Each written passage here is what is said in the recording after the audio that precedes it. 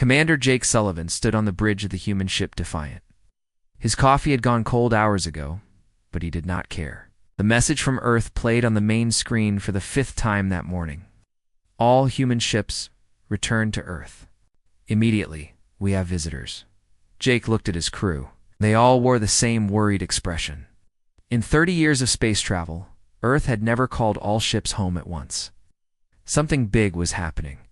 The Defiant was 3 days away from Earth when the second message came. This one was different. It was not from Earth. The alien appeared on screen like a ghost made of light. It was tall and thin, with skin that seemed to shine like silver. His voice was smooth and calm, like a teacher talking to children. "Greetings, humans of Earth. I am Ambassador Valthera of the Corvani Empire. We bring you wonderful news. You're right.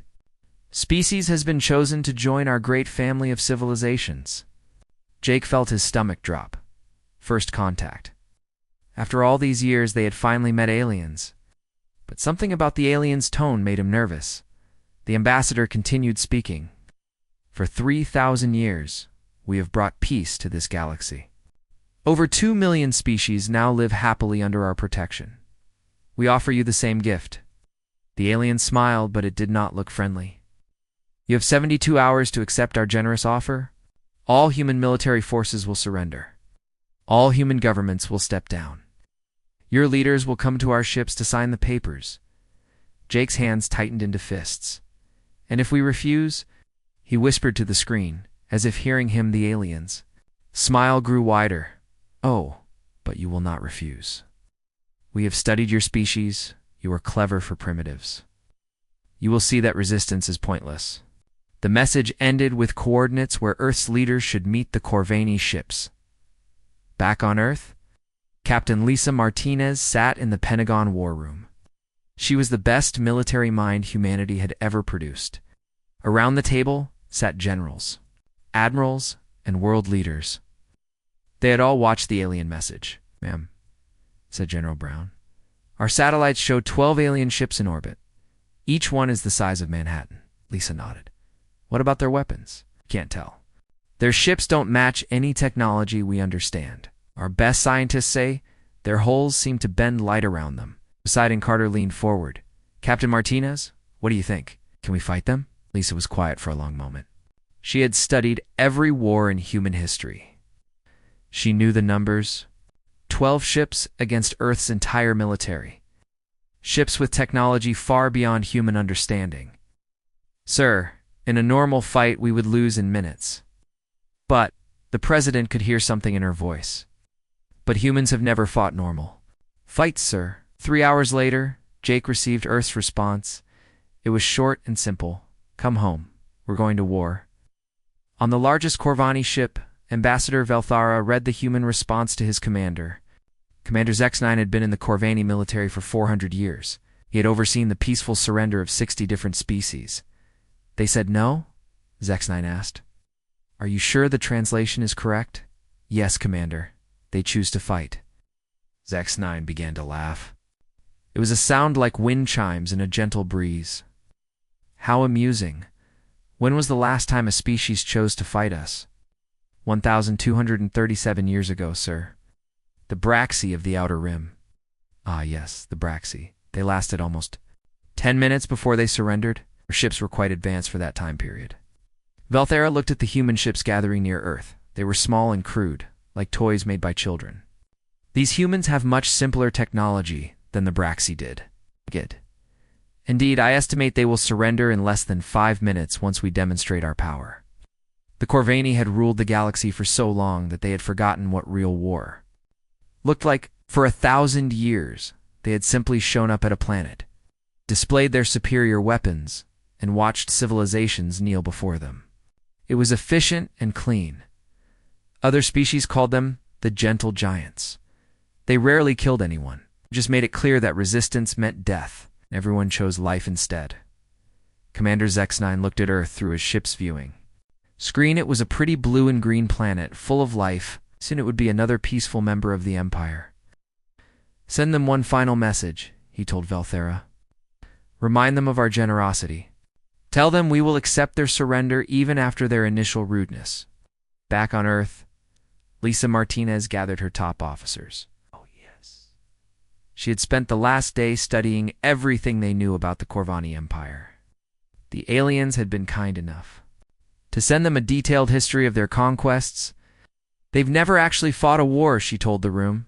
For 1,000 years, every species has surrendered without firing a shot, so they're untested in real combat, asked Admiral Roberts.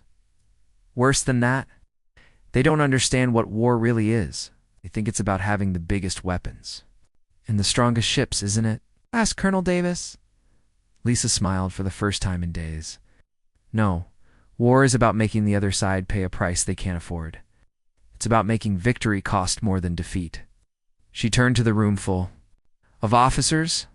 The Corvani expects us to see their ships, panic, and surrender. They expect a quick, clean victory with minimal losses. What do we give them instead? We give them a lesson in human warfare. We show them that sometimes the mouse can kill the cat, not by being stronger, but by making sure the cat bleeds to death. The final Corvani message arrived 6 hours before their deadline. Ambassador Velthara appeared on every screen on Earth. Humans of Earth, you have 6 hours to accept our generous offer. We understand you may be frightened by our advanced technology. This is natural. Many species require time to accept the wisdom of joining our empire. The alien's voice was patient and kind, like a parent talking to a scared child. We do not wish to harm you. You seem like an interesting species. With proper guidance, you could become valuable members of our civilization. All right. If you continue this foolish resistance, we will be forced to demonstrate why opposition to the Corvani Empire is futile. We have weapons that can turn your planet to glass. We have technology that can make your star go cold. We have power beyond your imagination. The message ended with one final offer. 6 hours, humans. Choose wisely. President Carter looked at his advisors. The vote was unanimous. Earth's answer went out on all frequencies, broadcast to the Corvani ships and every human settlement. In the galaxy, to the Corvani Empire, humanity rejects your offer. We choose freedom. We choose to fight. Come and take what you can, but know that we will make you pay for every inch. On the Corvani flagship, Commander Zex9 received the message with amazement. In 400 years of service, he had never seen anything like this. They still refuse? He asked Velthara. Yes, Commander. They seem to think they can actually resist us. Zex9 looked at the human ships forming up around Earth. There were perhaps 3,000 of them, tiny specks compared to his 12 massive dreadnoughts. How delightfully naive, he said. Very well. It has been a long time since. We had to give a demonstration, charge the reality dissolution cannons. Let's show these humans why the galaxy kneels before us. But as his weapons powered up, Zex9 felt something he had not experienced in centuries. Curiosity. What would these strange little creatures do when they realized how hopeless their situation was? He was about to find out that humans had their own definition of hopeless. It was very different from everyone else's. The Corvani dreadnought Infinite Glory moved toward Earth like a mountain floating through space. Commander Zex9 sat in his command chair, watching the tiny human ships scatter before his advance. Everything was going exactly as expected. Sir, the humans are moving their ships into attack formation, reported his tactical officer. Zax-9 laughed softly. Attack formation. How charming. What do our sensors tell us about their weapons? Primitive nuclear missiles, sir. Some energy. Weapons that might damage our hull plating if they had several hours to fire continuously, and their ships. The largest is barely 1% the size of our smallest escort vessel. Zexny nodded. This would be over quickly. He activated the ship's communication system to address the human fleet. Human vessels. This is Commander Zex9 of the Corvani Empire. You are looking at the Infinite Glory, a ship that has ended. More civilizations than your species has years of recorded history. Stand down immediately, and you will be spared. The human response came from their flagship, a vessel they called the Resilience. The voice belonged to Admiral Chen Rodriguez, Earth's fleet commander. Corvani ship, this is Admiral Rodriguez. We've heard your offer. Here's our counteroffer. Go home and we won't embarrass you. The bridge of the Infinite Glory fell silent. In 400 years, Zex9 had never heard anything like this. "Admiral Rodriguez," he replied, "I believe you do not understand your situation. This single ship carries enough firepower to crack your planet like an egg." "Maybe," Rodriguez replied, "but you'll have to catch us first." What happened next confused every Corvani officer on the bridge. The human fleet did not retreat. Instead, they broke into hundreds of small groups and began moving in seemingly random directions.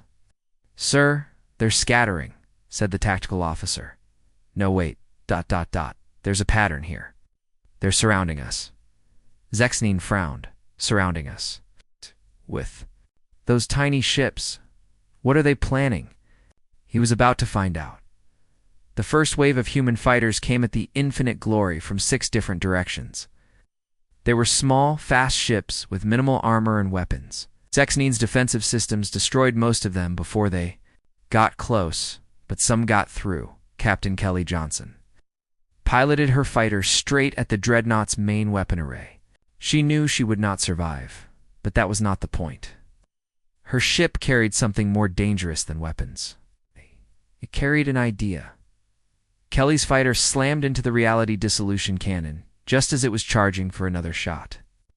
The explosion was tiny compared to the massive alien ship, but it damaged something important. "Sir, main weapon is offline," reported the weapons officer. "Minor damage, but we'll need 30 minutes to repair it." 30 minutes? Zex9 stared at the tactical display. How did such a small ship cause that much damage? "They hit us at the exact moment our weapon was charging, sir. The feedback caused a cascade failure. More human fighters were coming. They moved like angry wasps, fast and unpredictable. The Corvani point defense systems tried to track them, but there were too many coming from too many directions. Lieutenant Tony Parker led a squadron of modified mining ships toward the dreadnoughts. Engine section. The ships were not fast or pretty, but they were tough. They had been built to work in asteroid fields, so they could take damage and keep flying. "Remember the plan," Tony told his pilots. "We don't need to destroy anything. Just need to make them hurt." Tony's ship carried a cargo hold full of high explosive charges.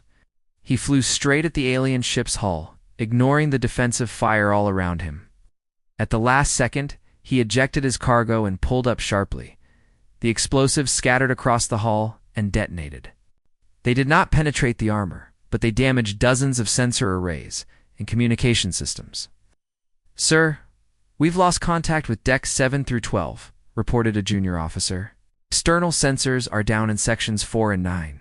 Zex9 stood up from his command chair. This was not how things were supposed to go. The humans should have surrendered by now, or at least retreated. Instead, they kept coming. "How many of their ships have we destroyed?" he asked. 237. "Sir?" "And how many remain?"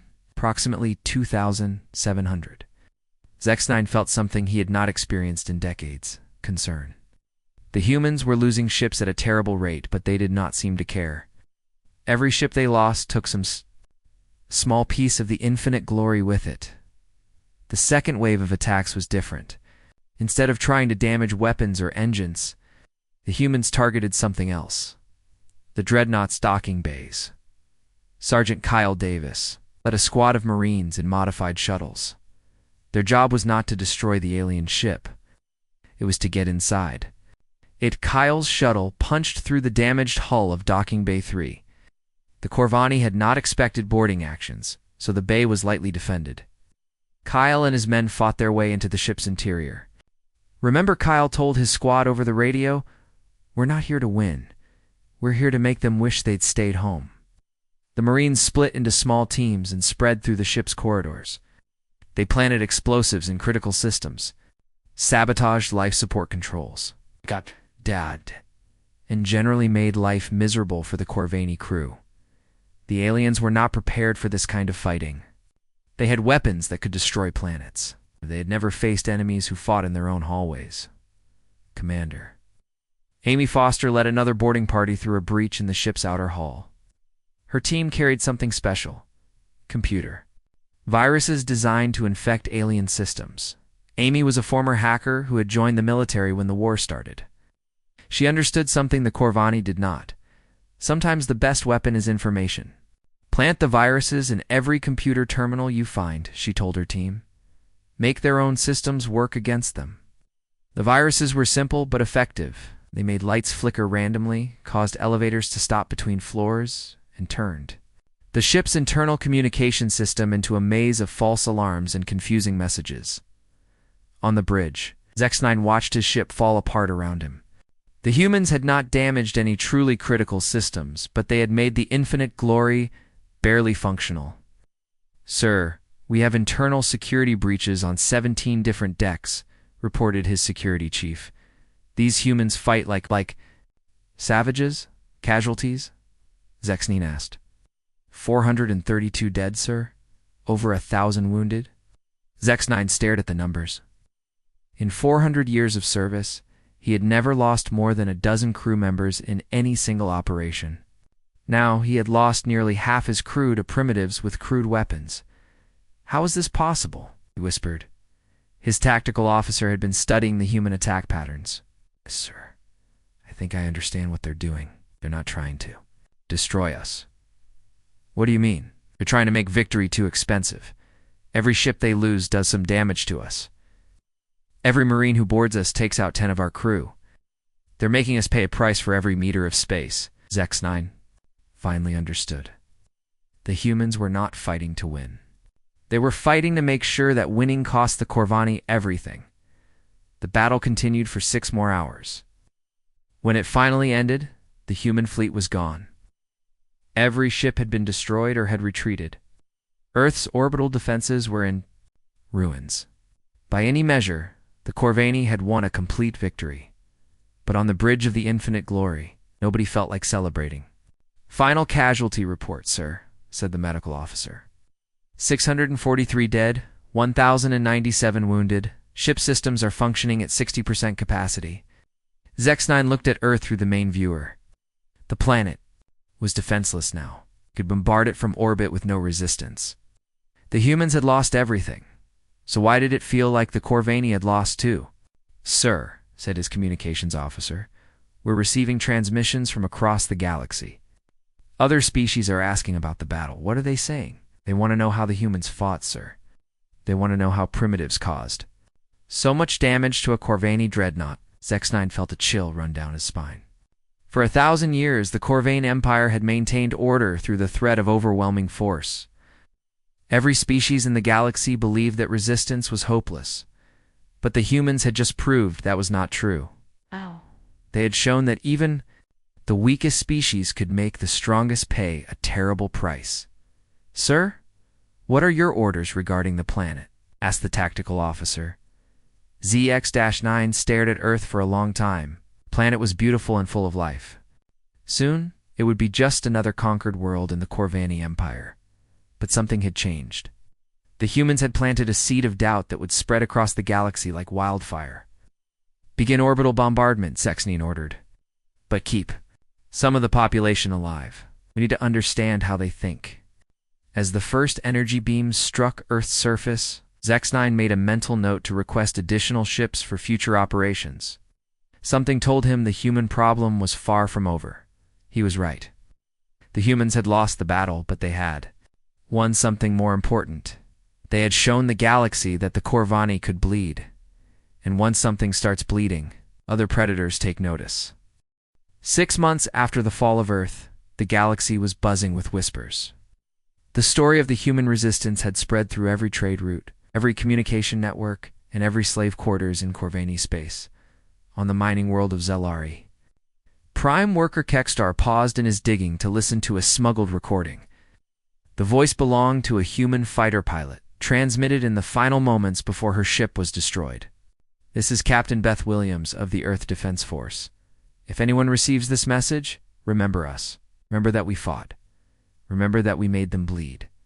Kekstar had been a slave for 30 years. His people, the Zelari, had surrendered. To the Corvani, without firing a single shot? They had believed resistance was impossible, but the humans had proved that wrong. "Did you hear?" whispered his mining partner Dexvel. "The humans are still fighting. Ships escaped when Earth fell. Kexter looked around to make sure no Corvani guards were listening. Impossible. The Empire said they were all destroyed. Not all. My cousin works in the communication center. Says there are reports of human attacks all over Corvani space. The reports were true. Colonel Matt Harrison commanded what was left of the human military from a hidden base in the asteroid belt. His force was pitifully small, 47 ships and 3,000 personnel. But they had something more valuable than numbers. They had learned how to fight the Corvani way. The key is to never fight fair, Matt told his officers during their daily briefing.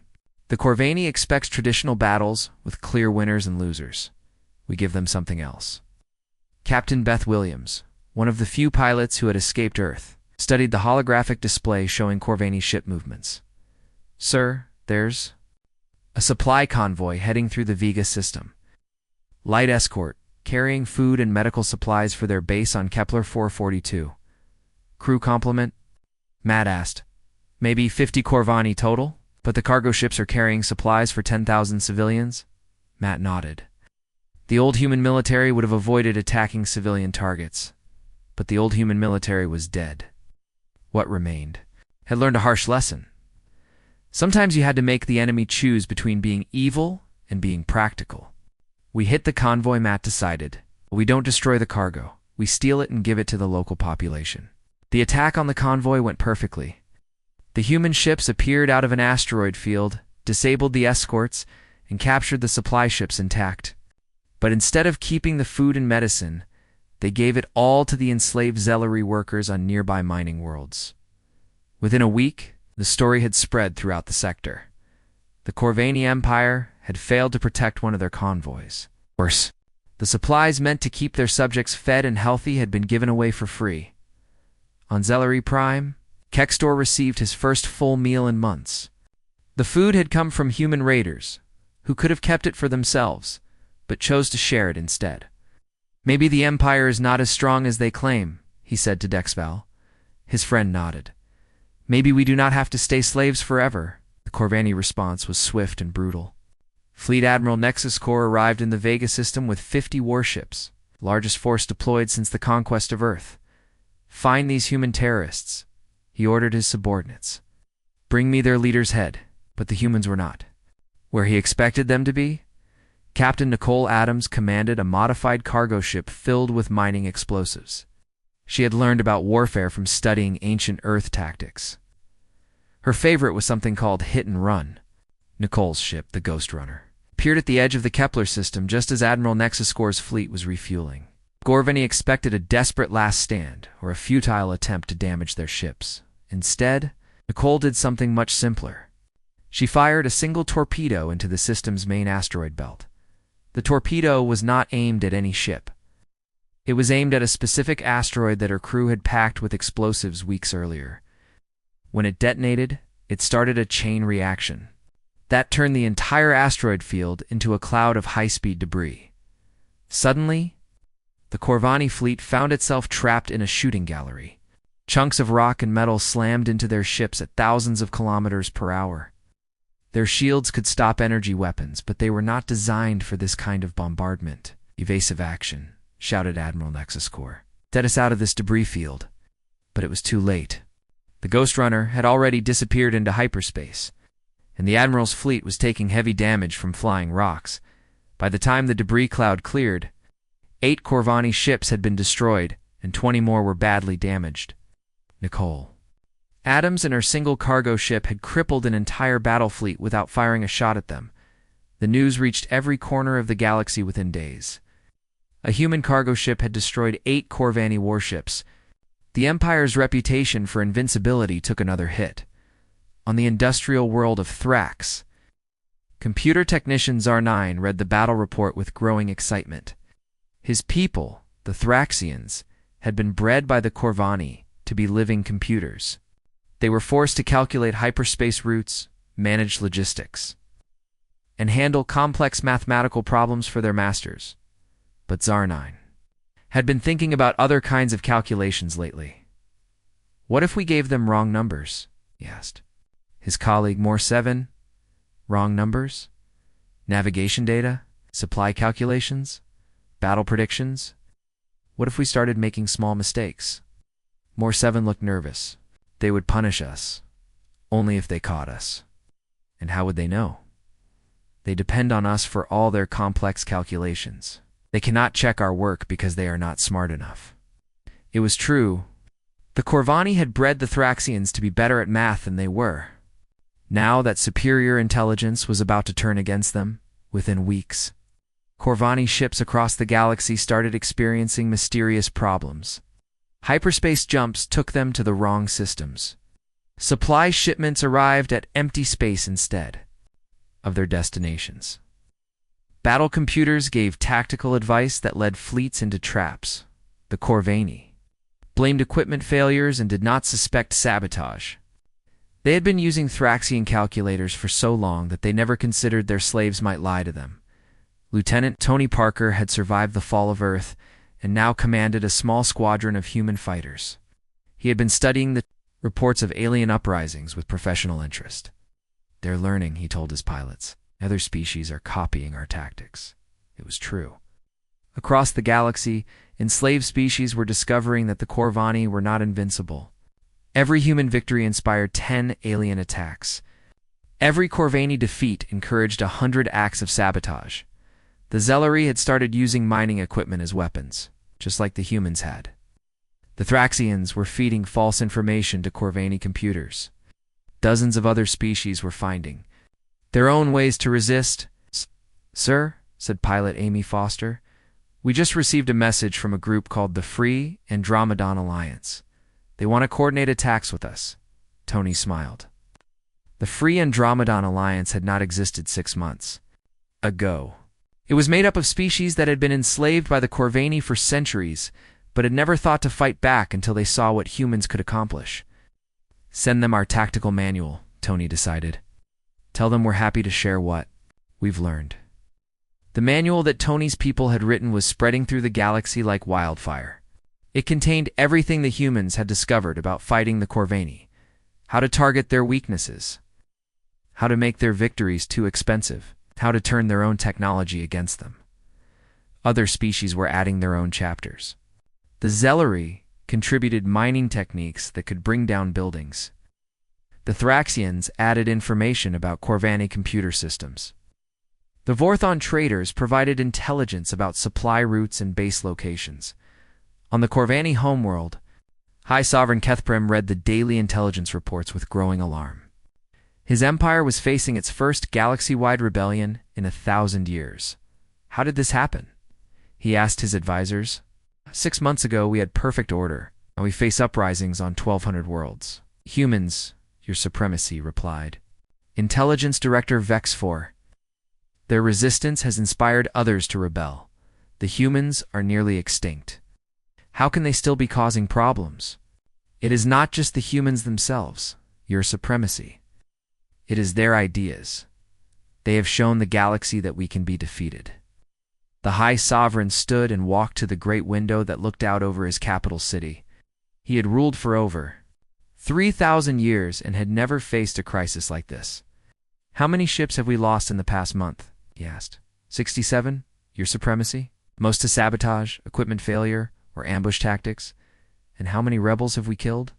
Approximately 50,000 across all affected systems. The High Sovereign did some quick calculations. They were losing more than one ship for every 1,000 rebels killed. At this rate, the rebellion would bankrupt the Empire before it could be crushed.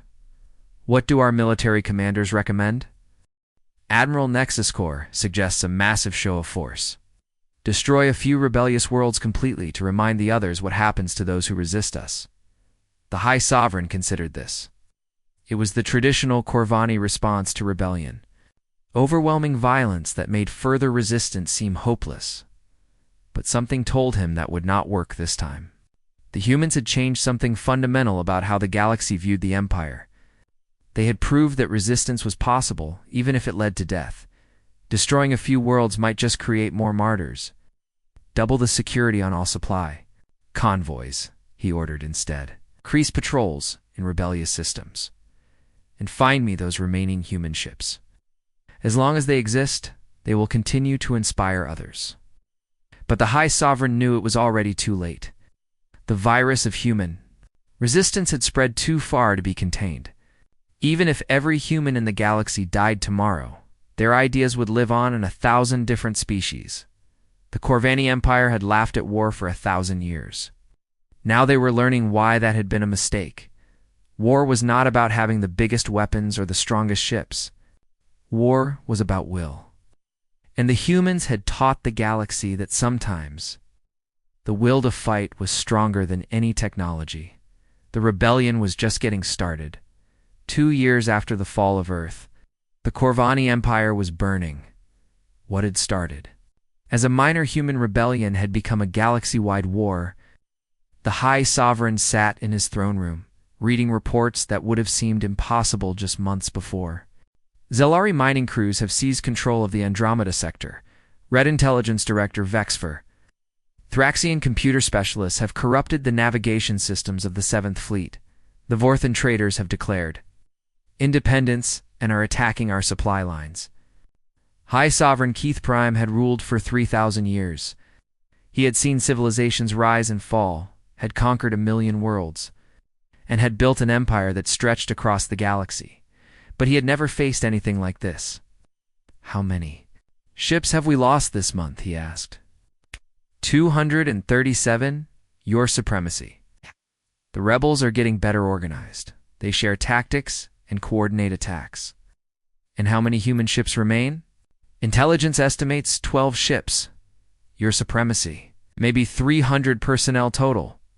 The High Sovereign laughed bitterly. 300 humans had somehow inspired half the galaxy to rebel against him. It would have been impressive if it were not so infuriating. "I want those humans found and destroyed," he declared. "I will lead the hunt myself." His advisors looked shocked. The High Sovereign had not personally commanded a military operation in over 1,000 years.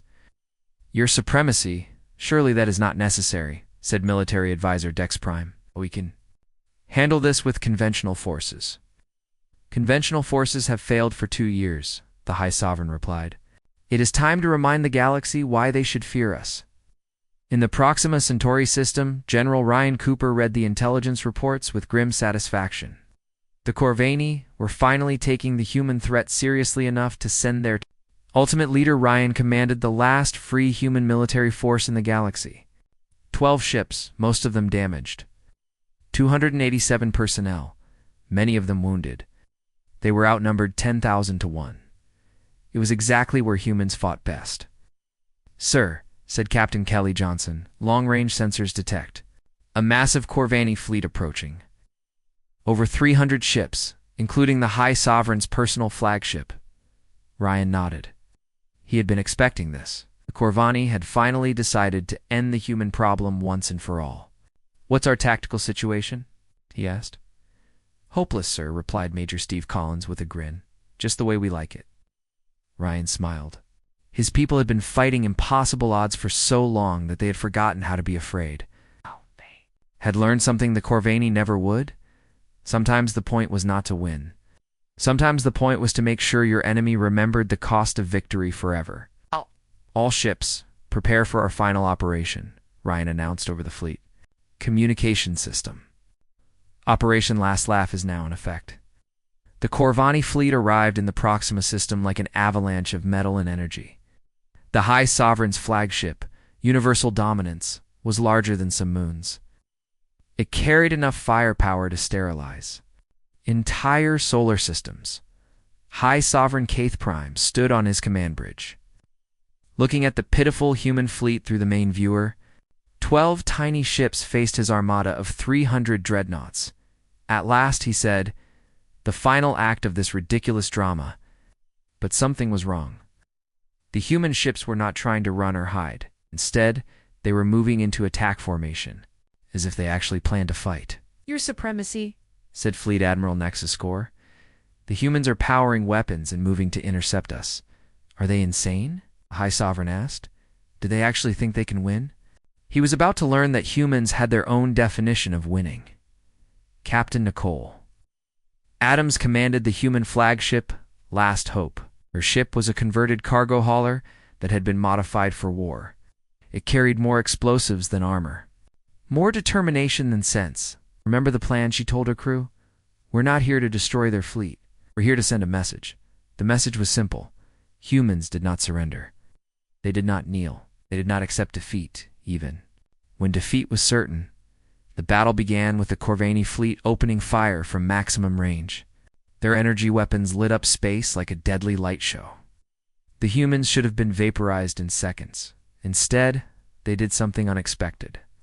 They split up and scattered in all directions, using the system's asteroid belt and gas giant.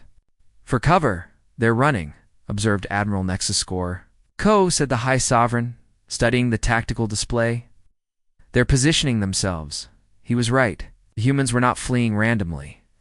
They were moving with purpose, using every piece of cover in the system to get closer to the Corvani fleet. Pilot Kelly Johnson flew her fighter through a cloud of space debris, dodging Corvani fire while targeting something very specific: the Universal Dominance's communication array. Kelly's ship was loaded with a special payload. Not explosives or weapons, but something more dangerous: a message. A final transmission that would be broadcast across the galaxy on all frequencies. Fighters slammed into the flagship's hull, penetrating deep into its structure before detonating.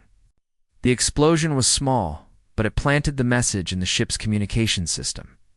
Suddenly, every screen in the Corvani fleet displayed the same image: the flag of Earth, accompanied by a human voice speaking in dozens of languages. "This is Captain Nicole Adams of the last free human fleet.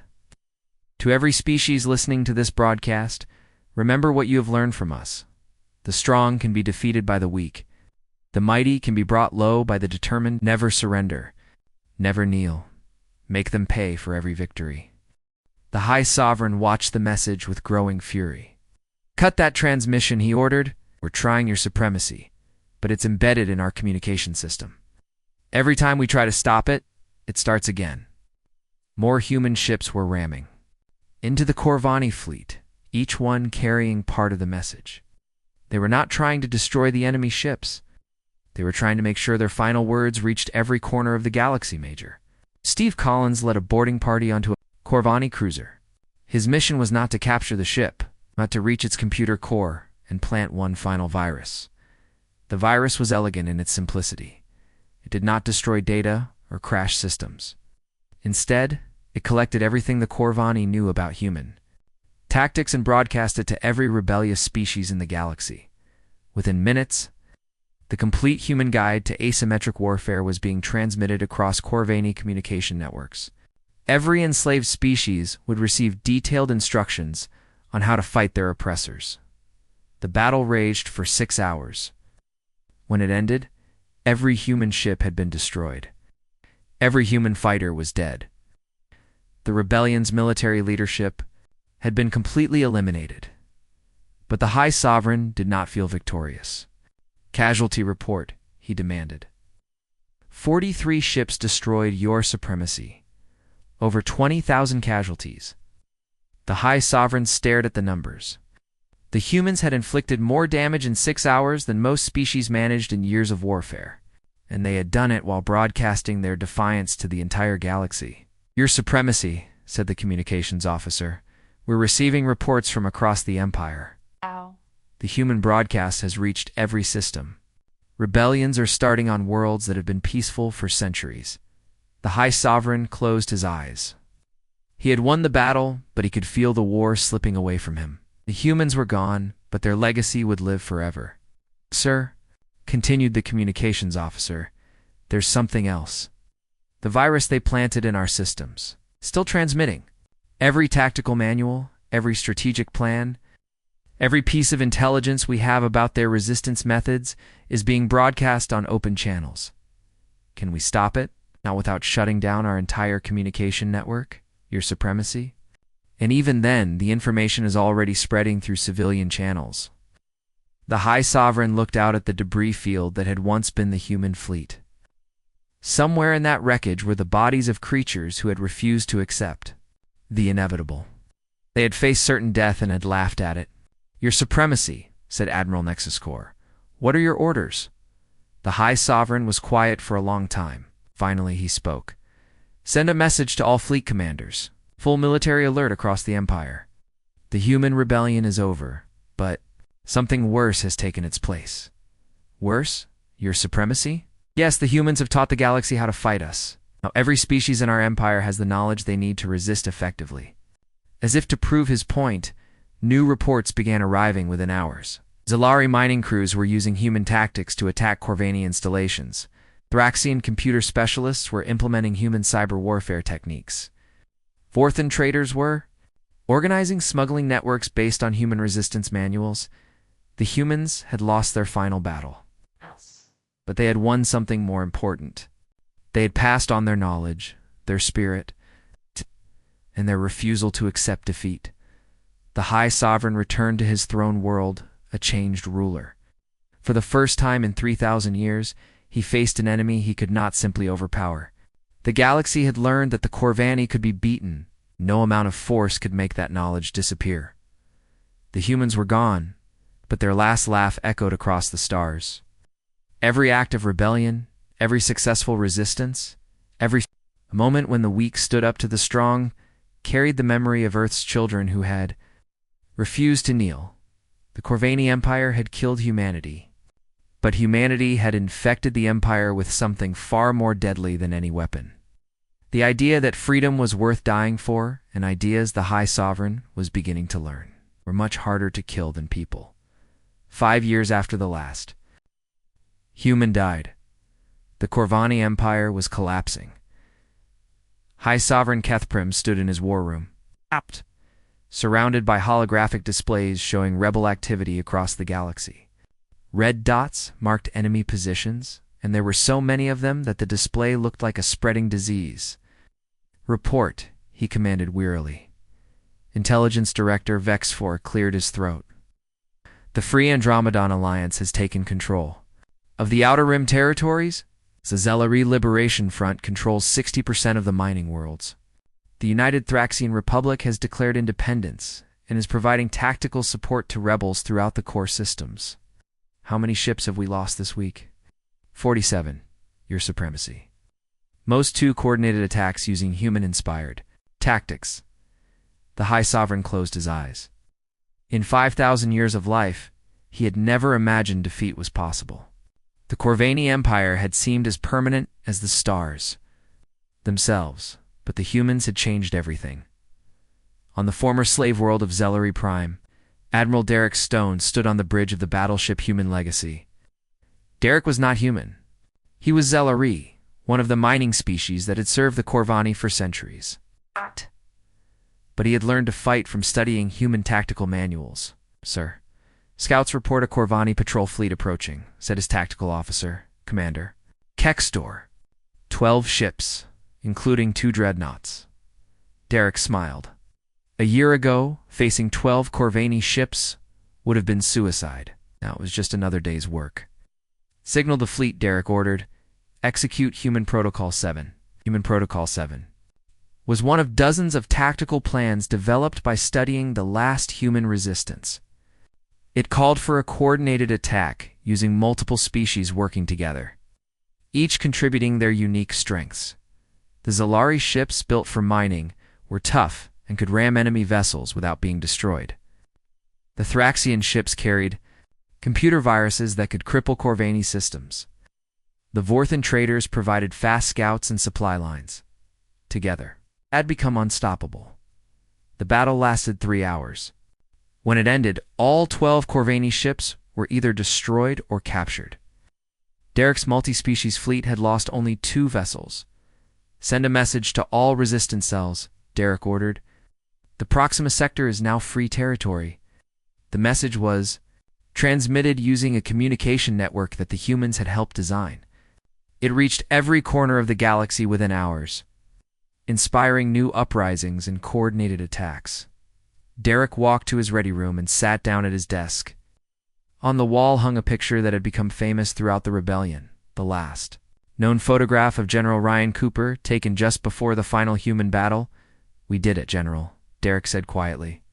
"We're winning." But Derek knew the victory belonged to humanity, even though no humans were left to see it.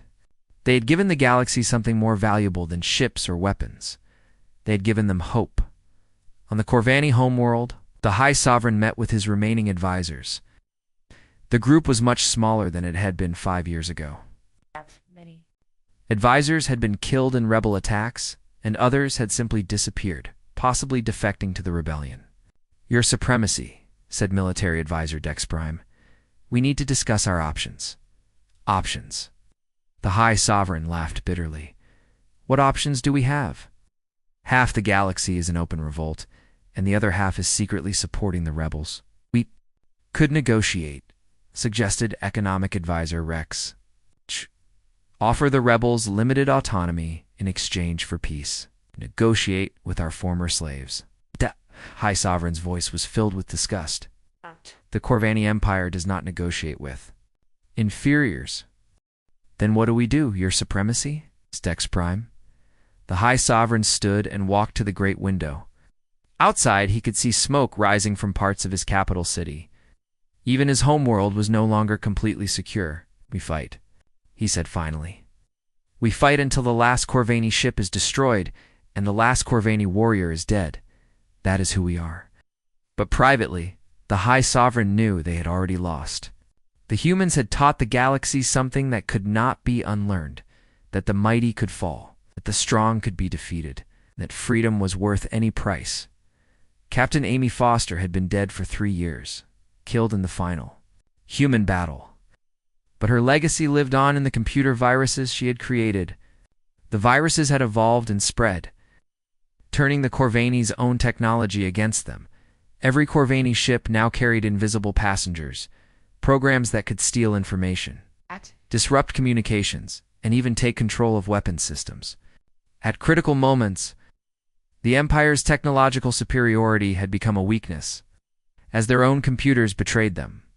On the industrial world of Thrax, the former computer slave Zarnine now commanded a fleet of captured Corvani vessels.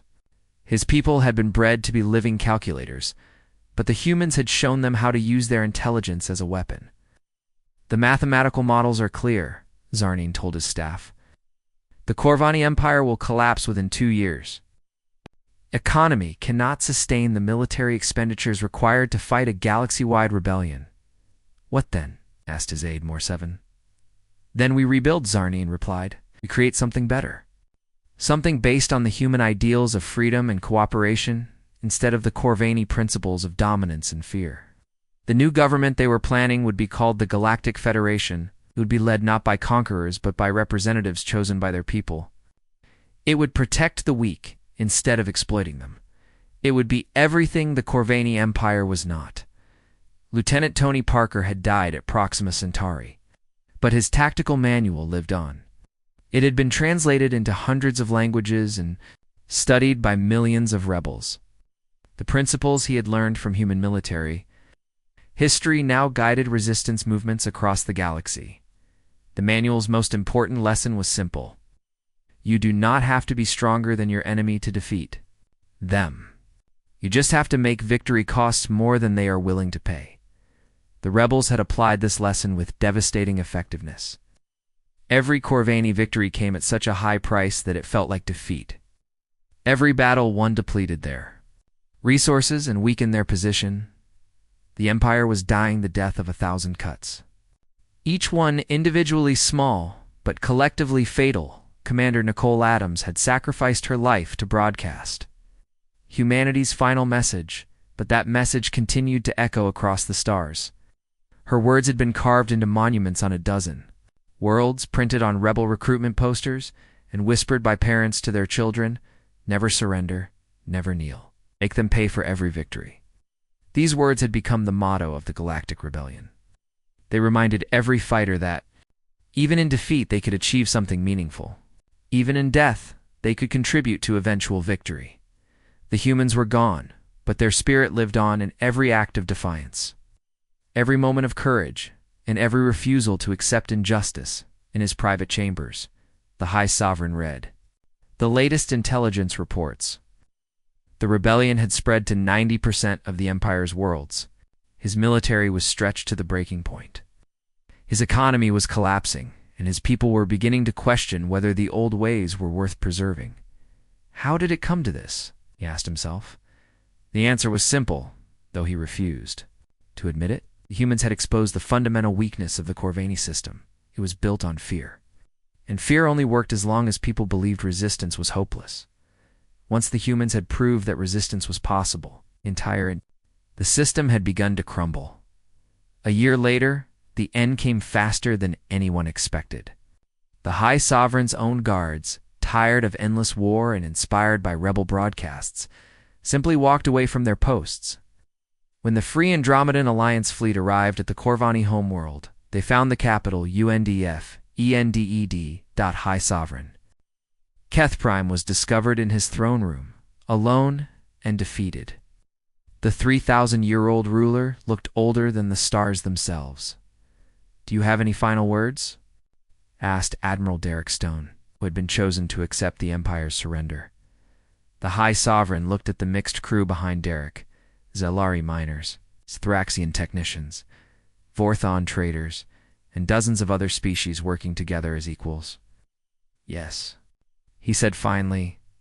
"Tell me about the humans. What were they really like?" Derek thought for a moment. "They were a lot like us, actually. They wanted to be free. They wanted to protect their families. They wanted to build something better for their children, but they fought so differently than anyone else.